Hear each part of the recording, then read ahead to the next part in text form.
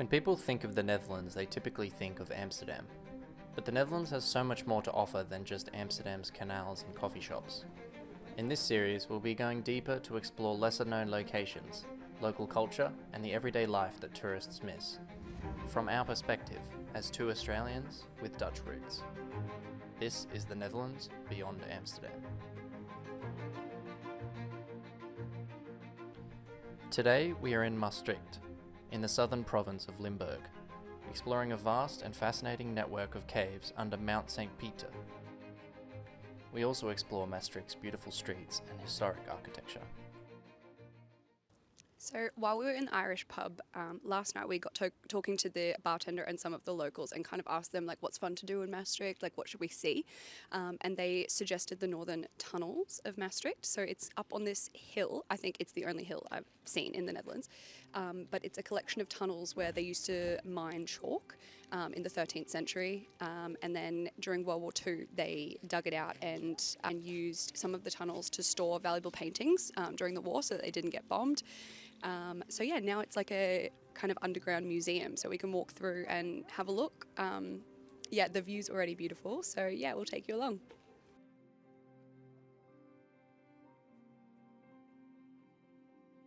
So these are the Grotten Noord caves of Maastricht.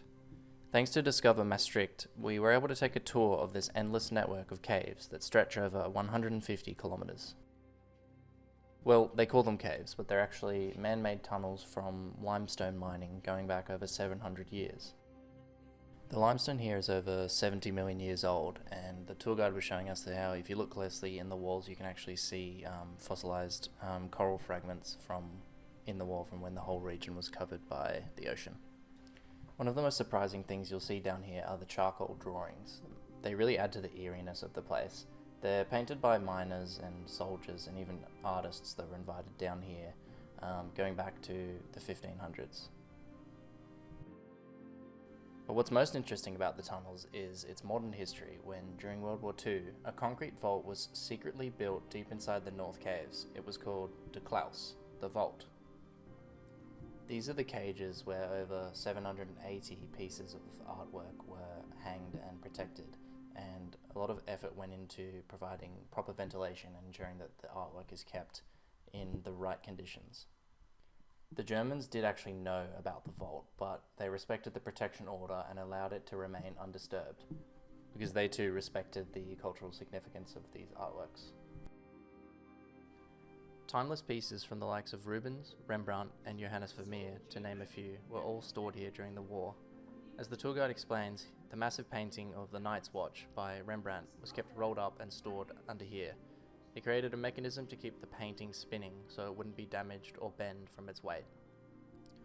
Amazingly, this spot was actually also a hiding place for a Dutch resistance radio signaller who would hide behind the rolled up Night's Watch painting when the Germans would enter the vault. Hey guys, I just wanted to quickly jump on and share my thoughts with you after this visit, as it ended up having a pretty personal aspect for me. My opa was actually in the Dutch resistance himself and was a radio signaller. So he ended up traveling all over the Netherlands, and he shared as much of his story as he could with me before he passed. But I was fortunate enough to learn more about his life and his story through my dad, who actually wrote a book based on my opa's story, which entails his movements and trials and everything throughout Nazi occupation. So as my opa was a radio signaller himself, it was highly likely that he might have been in communication with the men that were actually in these tunnels, may have even been there himself at some point. I know he spent some time in Maastricht. So yeah, that was just a really cool finding for me, and I found it super interesting. So if you're interested about this story too and want me to talk more about it, I'm more than happy to. I find it really, really interesting.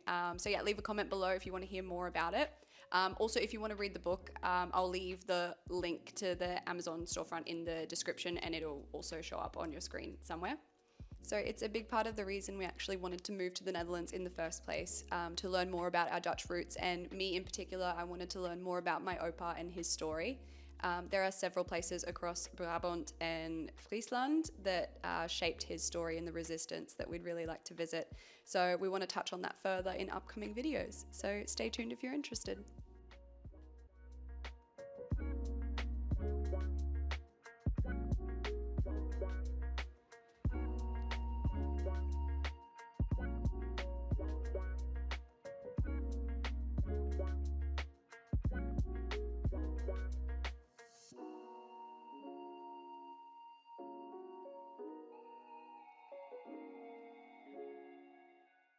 Nestled in the centre of one of the oldest town squares in the Netherlands is arguably one of the most beautiful bookstores in the world. This is Bookstore Dominicana, and it's found inside this 13th century Gothic church. They had every genre you could think of, as well as a whole level for English books and other foreign authors. I could definitely spend a lifetime in here and had to be pulled out in the end.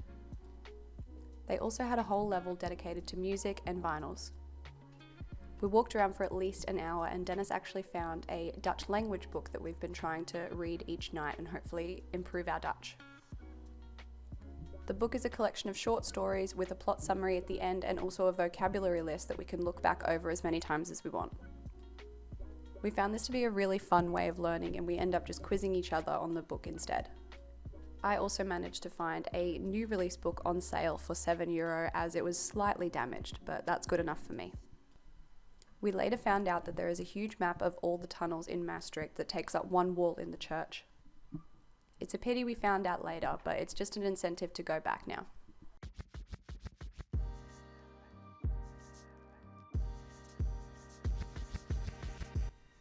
Also, which was very cool, Andre Rieu was actually performing in Maastricht the weekend that we were there.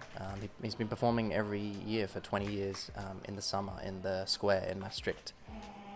We didn't have tickets because they were quite expensive, but it was still cool to see the whole city come alive, and every year tens of thousands of people come from all around the world to see this event, so it was really cool to see.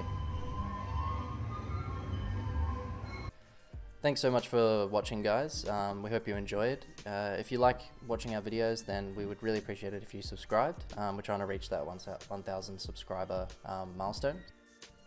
We had such a great time exploring Maastricht, and we hope you enjoy this new series of ours, The Netherlands Beyond Amsterdam. We're hoping to show parts of the Netherlands that maybe are lesser told on YouTube.